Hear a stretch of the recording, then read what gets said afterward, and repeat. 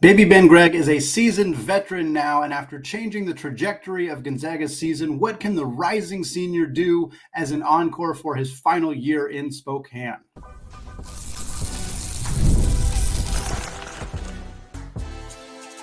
You are Locked On Zags, your daily podcast on the Gonzaga Bulldogs. Part of the Locked On Podcast Network, your team every day. What is going on, y'all? Happy Friday, happy weekend, and welcome into the Locked On Zags podcast, part of the Locked On Podcast Network, your team every day. I am your host and longtime Gonzaga podcaster, Andy Patton, here to bring you news and updates on all things Zag athletics. Today's episode of Locked On Zags is brought to you by Monopoly Go. Folks, I admit it, I have a competitive side, and it is a big fan of Monopoly Go, the mobile hit twist on classic Monopoly. So join your friends and download Monopoly Go now free on the App Store or the Google Play Store. Well, folks, we're closing out the week today, continuing our season in review series today, discussing Ben Gregg. We're going to talk about his history in Spokane, his steady growth every year as a player at Gonzaga, culminating in a tremendous season last year. We're going to talk about his future, what his role might look like next season, what his potential NBA or professional basketball aspirations may look like. We're then going to close out the show talking about Andrew Nembhard and the Indiana Pacers advancing to the second round of the NBA playoffs and talk a little bit about this Gonzaga baseball team. All right, we're going to start, though, with this season in review episode about Ben Gregg. Ben Gregg committed to Gonzaga way back in 2020. It was a situation where Gonzaga was pursuing a handful of players, including Chet Holmgren. They were also pursuing Paolo Banchero, which, wow, could you imagine if those guys both ended up playing at Gonzaga at the same time? After Banchero decided he was going to Duke, Gonzaga made an offer to Ben Gregg. He committed very shortly after that. And for those of you who follow any of his family members, particularly his father, Matt Gregg, on social media, you will be able to tell why, because Ben has been a longtime fan of Gonzaga basketball, going to games as a little kid, going to the Child Center as he grew up in Clackamas, Oregon, going to watch the Zags play basketball. He's got some family out in Spokane, so this kid was a Zag before he was even offered a scholarship to come to Gonzaga, and he has been a prototypical Gonzaga development success story. He was allowed to play as kind of a pre-freshman in that 2020-21 season because his high school basketball season got canceled because of COVID.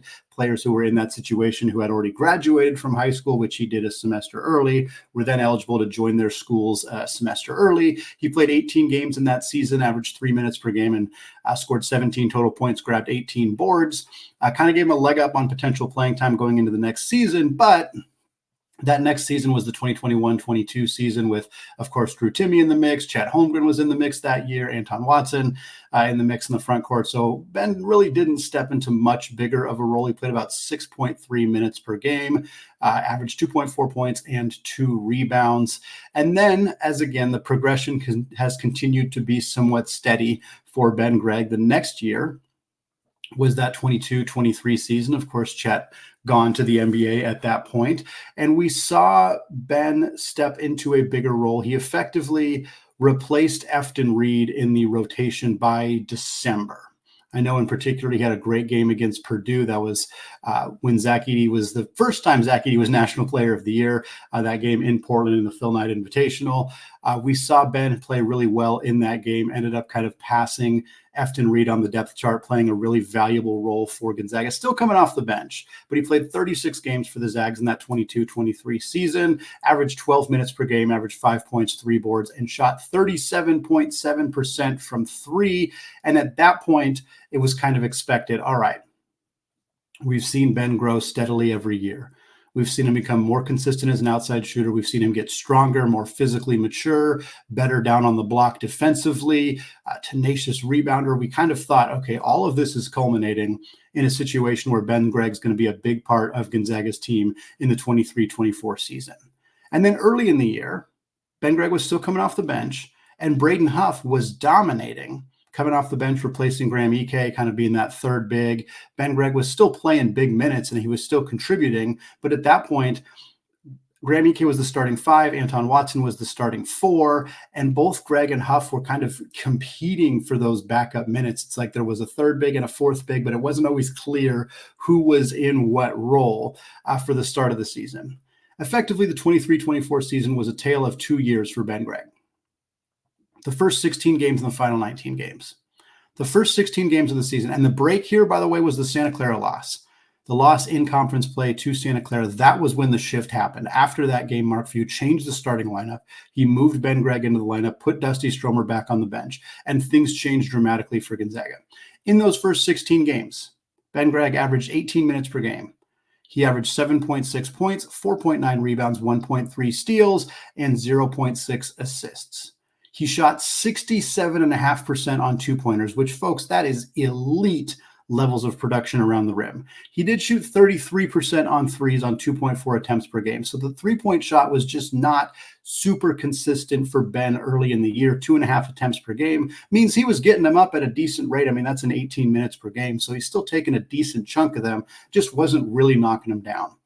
And more importantly to Gonzaga faithful, in that 16-game stretch where Ben was coming off the bench, the Zags went just 11-5.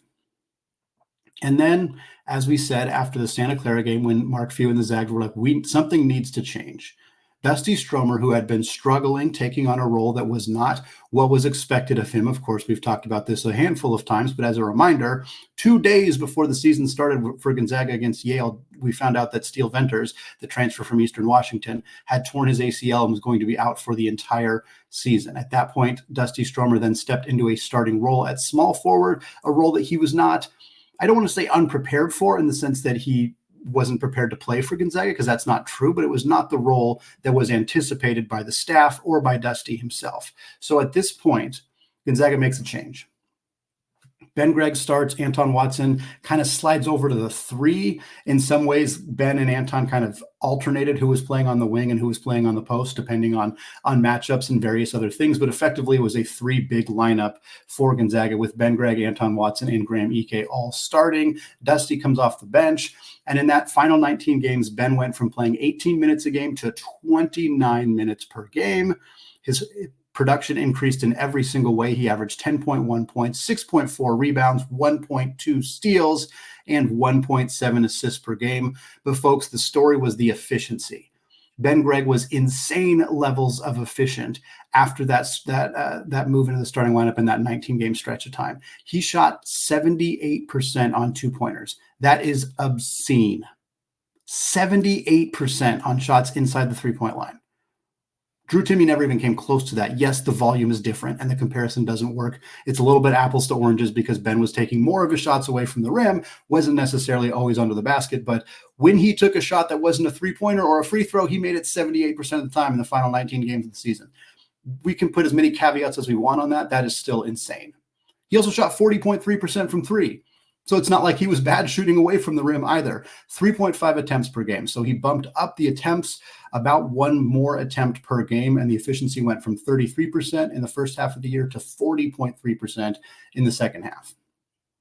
Also, the Zags went 16-3 in that stretch of time. They had that loss to the 2 losses to St. Mary's, and of course, the loss to Purdue in the NCAA tournament. That's it. The move to bring Ben Gregg into the starting lineup was a stroke of genius for Mark Few, one of the best in-season adjustments we have seen him make in a very long time, and it likely had a tremendous role on Gonzaga getting back to the Sweet 16 for the 9th straight year. Ben had some phenomenal performances. Part of the reason he moved into the starting lineup is because the game before that Santa Clara loss, he had 22.7 boards and 4 steals against San Diego. That likely helped spurn that move to put him into the starting lineup. Prior to that, he'd had 14 and 8 against USC in the non-conference. He had 15 points, 11 boards, and 5 assists in his other game against San Diego. Really liked playing against Steve Lavin and the Toreros. He was phenomenal against Kentucky, 14 points, 5 boards, 2 of 2 from two-pointers, 2 of 6 from deep, and 4 of 6 from the free throw line in that game. He also had a remarkable game against San Francisco in the WCC tournament, 17 points, 11 boards, 5 of 9 shooting. I spoke to Coach Chris Gerlofson a handful of times last year, and he always talked about Ben Gregg, always talked about how Gonzaga or San Francisco needs to find a way to stop Ben Gregg. And so seeing that WCC tournament where Ben lit them up, I was like, well, Coach was right. He knew what he needed to do. His guys just weren't able to execute it. And then Ben was excellent against Kansas in the second round of the NCAA tournament, 15 points and 9 boards. He also had 3 assists and 2 blocks, folks. He was a perfect 6 of 6 in that game against the Jayhawks. So the question now, Ben's entering his final year of college basketball eligibility for Gonzaga. Is he going to have the same role for this team that he did in the second half? And if so, what does that mean for Gonzaga next year? And what does that mean for his future as a basketball player? We're going to talk about all that in just a second. Right after I tell you that today's episode of Locked On Zags is brought to you by eBay Motors. Folks, passion, drive, and patience, that's what brings home the winning trophy, and it's also what helps keep your ride or die alive. And eBay Motors has everything that you need to maintain your vehicle and level it up to peak performance. From superchargers, roof racks, exhaust kits, LED headlights, and more, whether you're into speed, power, or style, eBay Motors has got you covered.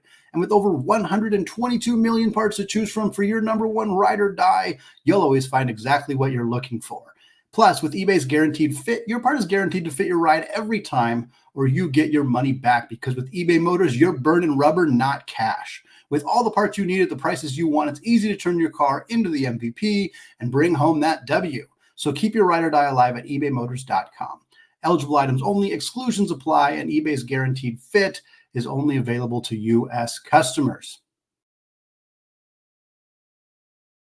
All right, folks, segment 2, still Andy Patton, still Locked On Zags podcast. We're finishing up our season in review episode here on Ben Gregg. We talked about his history, his steady growth as a basketball player in the Gonzaga system, culminating in a tremendous 19-game stretch as a starter down the end of the season for Gonzaga. We're going to talk about what his role is going to look like next year for the Zags. And frankly, it should be exactly what it was in the second half of last season. There is no reason that as an incoming senior who showed the best promise of his career as a starter at the end of his junior year, that he shouldn't be written in pen, in Sharpie, as a starter for Gonzaga in the 24-25 season. And the roster is set up so that he is the starter at the power forward position. Gonzaga did go out and get a player to replace Anton Watson, who was the starting kind of 3-4 hybrid last year, and Michael Ajayi. But Michael Ajayi is more of a 3 than a 4. And I think that was done intentionally because Gonzaga has every plan to have Ben Gregg be that starting power forward next season. Graham Ike will start at the 5. There's absolutely 0% mystery about that. I believe Ben Gregg will start at the 4. And I believe Michael Ajayi, the new player coming over from Pepperdine, will start at the 3. Obviously, Steele Venters will compete for minutes at the 3, as will Dusty Stromer. And then you have your backcourt of Ryan Nembhard and Nolan Hickman. We're recording this on Friday morning. There is no update on Caliph Battle, the transfer from Arkansas, who is reportedly visiting Gonzaga right now as we speak. The part of the reason we chose to do Ben on this episode is because trying to talk about the future role for some of the guards kind of depends on whether Battle ends up committing to Gonzaga, whereas Ben Gregg's role probably not going to be touched too much by any additions that might happen in the backcourt. So I think if you're looking at Gonzaga's front court next season, you're looking at Graham Ike at the 5, you're looking at Ben Gregg at the 4, you're looking at Braden Huff as the backup 5. I think there could be some minutes where Huff and Ike are playing together, kind of a Twin Towers type situation, but I think Braden Huff is primarily the backup 5. And I don't think that there's there's not a specific player whose role is primarily the backup 4. I think Yo is probably the closest to that, but I don't really expect him to be a big-time rotation player next season. I think more likely any minutes where Ben Gregg is not on the floor are going to be filled by Michael Ajayi sliding up and playing a small ball 4 role. That would be particularly true if Gonzaga lands a big-time commitment in the guard room like Battle or somebody else in that ilk, because I think if Gonzaga is going to add a third guard that needs to play big minutes, they're probably going to have some 3-guard lineups where you have Nembhard and Hickman and, we'll say, Battle all on the floor at the same time. In that situation, I could see Ajayi playing the 4 and kind of giving you a small ball lineup. In theory, you could also put Ben at the 5 for a super small ball lineup and just spacing the floor out in a significant way. I don't think that it definitely wouldn't be the starting lineup. Like I said, Graham is starting, but it could be an alternative lineup that Gonzaga runs out at times. But regardless, Ben's going to play, and he's going to play big minutes. Like I said, when he stepped into the starting lineup last year, he averaged 29 minutes per game. I wouldn't be surprised if he's around that next season.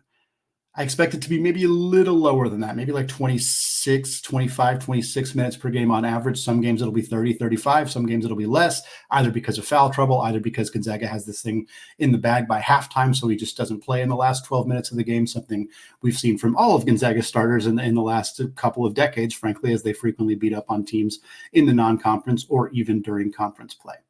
But if Ben Gregg is stepping into a starting lineup, playing 26 to 28 minutes per game, and it's not a halfway through the season type of decision, it's a full-time starting role for him all year long, there's no debate in my mind that he's going to have the best season of his career. And it's like, in an era where players are not often being particularly patient and are looking for opportunities to play somewhere else and get more playing time and make more money, Ben Gregg kind of encapsulates what college basketball has historically been about. And he's kind of coming off the heels of Anton Watson, who is perhaps one of the best examples of that in the modern college basketball as well, a guy who spent 5 years at Gonzaga, whose role steadily increased. And by the time he was a senior, or by the time he was a super senior, he was kind of one of the go-to guys for Gonzaga. Ben is basically on the same trajectory. And now that Watson is gone, he kind of steps into that role. I don't think Ben Gregg is going to lead Gonzaga in scoring next year. And I don't think there's even going to be all that many games where he does. It'll probably happen periodically. But Graham Ike is probably Graham Ike is Gonzaga's go-to scoring option next season. I think Michael Ajayi and I think Nolan Hickman will have alternative opportunities to be the team's leading scorer as well, kind of matchup dependent. And I think Ben Gregg is in there as well. I think that's your top 4 scorers. I think that puts it's insane that means that Ryan Nembhard, who's a very, very talented scorer, is going to probably be your 5th scorer. Steele Venters maybe 6th. Braden Huff 7th. I mean, there's a lot of depth on this team, and if they add Caleb Battle, my word, it's going to be insane that somebody out of that group is going to finish 5th or 6th on this team in scoring next season. Just wild to think about the amount of depth and options that Gonzaga has currently and could have if they make another addition. But again, Ben Gregg is going to fill a role that's going to look a lot like what he did in the final 19 games last season. There's not really any reason for it to be different because he was really good in that role. And Ajayi's not going to perfectly replicate what Watson did, but he's similar enough that it shouldn't dramatically change how Gonzaga utilizes Ben Gregg. So what does that mean for his future? Because like I said, this is his final year. It feels like we should have more of Ben Gregg, but we don't. Unfortunately, this is going to be it for him. What does it mean for his future? I think he's going to get looks from the NBA. It depends on how this year goes. He's a lot like Killian Tillie. And it's a borderline lazy comparison in some ways, but I think it's a good place to start if you're talking about how scouts are going to view him, because he's a stretch 4. He's not really a center. He could play center a little bit in the NBA, but he's not really big enough for that role necessarily. And his skill set is his ability to space the floor as a 3-point shooter with his size. That's what NBA scouts want. How tall he is and how well he can shoot threes. Those are the things that matter. That's why Killian Tillie got looks. Now, Killian Tillie shot over 40% from 3 every single year that he was in a Gonzaga Bulldogs uniform. Ben Gregg has yet to hit that mark. The last 2 seasons, he shot exactly 37.7%. Don't get me wrong, that's very good for a player of his size. But again, if we're using that Killian Tillie comparison, Tillie was better. Now, Killian Tillie's draft profile was hurt by his injuries. He'd had so many injuries at Gonzaga, and it was ultimately what led to him going undrafted and ultimately led to an early end to his NBA career after just a small couple of opportunities with the Memphis Grizzlies. Ben Gregg doesn't have the injury history. He has that kind of steady growth. It'll be interesting how he tests if after this season he does get an invitation to the NBA Draft Combine or the NBA G League Combine. How he tests athletically is going to matter a lot. We've seen him grow dramatically just physically. His maturation has been a big storyline, how much stronger he's gotten. How he tests at the Combine with speed and agility and strength is going to matter a lot. But ultimately, if this season in a full-time role, Ben Gregg averages 10-plus points per game, Ben Gregg shoots better than 40% from 3. Ben Gregg is still a hyper-efficient scorer around the rim. Probably not going to be 78% over a full season, but if he's over 65% and over 40% from 3 and averaging in double figures, if he hits those 3 benchmarks and looks adequate on defense, he doesn't have to be an elite rim protector for his NBA draft profile. Gonzaga needs somebody to step up and be a rim protector. I don't think it's going to be Ben Gregg. That would sure as heck help the team and would help his draft profile quite a bit. I'm just not sure I see that dramatic change happening for Ben after we've seen him for 4 years and he hasn't really been that guy. But if he can be 65% on 2s, 40% on 3s, and 10-plus points per game, he's going to get significant NBA attention at the end of the year. He's going to be an older prospect. He's going to be not a hyper-athletic prospect, not a super defensive player. So I think that's going to curb the interest. He's not going to be a first-round round pick, barring a really tremendous season this upcoming year, which could happen. But more than likely, he has a good year. He hits close to those benchmarks, if not all of those benchmarks. And he gets attention as this late second round pick, maybe a priority free agent signing, and gets an opportunity to play in the summer league, play in mini camps, and potentially make it to the NBA the following year. That's going to wrap it up for our Ben Gregg season in review episode. We're going to move on now and talk about Andrew Nembhard, who has led the Pacers past the Bucks and into the NBA Conference semifinals. We're going to discuss that and Zag Baseball's big weekend ahead, all coming up in just a second. But first, folks, I want to tell you all about today's sponsor, Monopoly Go. I have been told that I am a competitive person, and let's be honest, it's true. I have a competitive side, as we all do, and my competitive side is a big fan of Monopoly Go. I'm sure you've heard of it. It's been downloaded over 150 million times. It is a great twist on Monopoly where you play on not one, but hundreds of Monopoly boards in crazy locations, building up amazing cities that bring you big money. But the best part is getting to mess with my friends. I can charge them rent on my iconic properties, just like classic Monopoly, but now I can also rob their vaults of riches for myself. And the leaderboards show me who the biggest Monopoly tycoon is. But it's not just my competitive side that loves it. You can team up with friends and people all around the world in time tournaments to earn huge rewards. So get in the game and join your friends. Download Monopoly Go now free on the App Store or the Google Play Store. All right, folks, closing out the show today, talking about Andrew Nembhard and the Indiana Pacers, because on Thursday evening, they eliminated the 3 seed in the Eastern Conference, the Milwaukee Bucks. Milwaukee was dealing with injuries to both Giannis Antetokounmpo and Damian Lillard. Regardless, what a series for Indiana, and what a series from Andrew Nembhard. In the final game, he finished with 14 points, 5 rebounds, 4 assists, 2 steals, a block, and 1 turnover. That means that across the 6-game series against Milwaukee, Andrew Nembhard had 23 assists and just 2 turnovers. Prolific performance from Andrew Nembhard. He was the starting point guard throughout the series after spending a lot of the year coming off the bench. I mean, this is a kid who was a second-round pick 2 years ago. He was the first pick in the second round, which was higher than most people expected him to go, mind you. But second-round picks in the NBA, they're not starting point guards on playoff teams. It doesn't happen very often. They're not starting point guards on playoff teams that eliminate super teams that everybody expected to win the NBA championship before the season. And that's who Andrew Nembhard is right now. That's the level of productivity that he brought to this team throughout this series. Yes, Tyrese Halliburton is the star. And yes, he's a pseudo point guard as well. But Andrew Nembhard is playing point guard for this Indiana Pacers team, and he is drawing all sorts of praise. If you guys are on social media, listening to coach interviews, listening to other NBA analysts, there's a lot of talk about Andrew Nembhard right now, because what he did in this series, like to win NBA playoff series, to be upsets as well. Again, this is a 6-seeded Indiana team beating a 3-seeded Milwaukee team. You have to have players step up. Role players need to step up. The stars need to play well, and they did. Tyrese Halliburton's great. Pascal Siakam's great. But Andrew Nembhard stepping up and consistently delivering night in and night out is a big part of the reason the Indiana Pacers are advancing into the Eastern Conference semifinals. They will take on the 2-seeded New York Knicks. That is the series that they're going to play. As we're recording right now, we don't know if Orlando is eliminated or if they're going to move on in their series against the Cleveland Cavaliers, potentially setting up an opportunity where down the line, if they continue to win, Orlando and Indiana could meet up. I think they would meet up in the Eastern Conference Finals. That would be very fun to have Jalen Suggs versus Andrew Nembhard in the Eastern Conference Finals, knowing that one of those two guys is going to end up going to the NBA Finals. We'll see if that ends up becoming a reality. The best case, absolute best case scenario for Gonzaga, which could happen, mind you, is Orlando and Indiana in the Eastern Conference Finals. And in the Western Conference Finals, you have the 1 seed and the 2 seed, Orlando versus Denver.